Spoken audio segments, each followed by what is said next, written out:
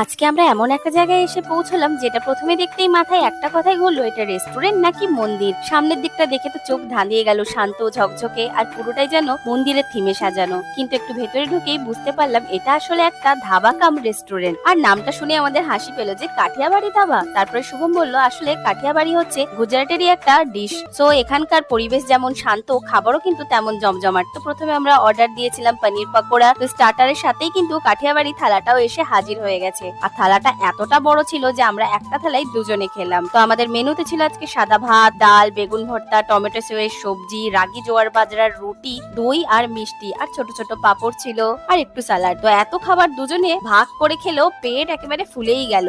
সত্যি কথা বলতে কি, খাবারের চেয়ে আমার বেশি ভালো লাগলো এই রেস্টুরেন্টের এমবিয়েন্সটা। এত সুন্দর আর শান্ত পরিবেশ, মনে হচ্ছিল যেন স্বর্গে চলে এসেছি। আর এই যাই হোক, এত হেভি খাওয়ার পরে, কারণ পনির ছিল সঙ্গে, তাই আমরা চলে আসলাম একটু সোডা খাওয়ার জন্য।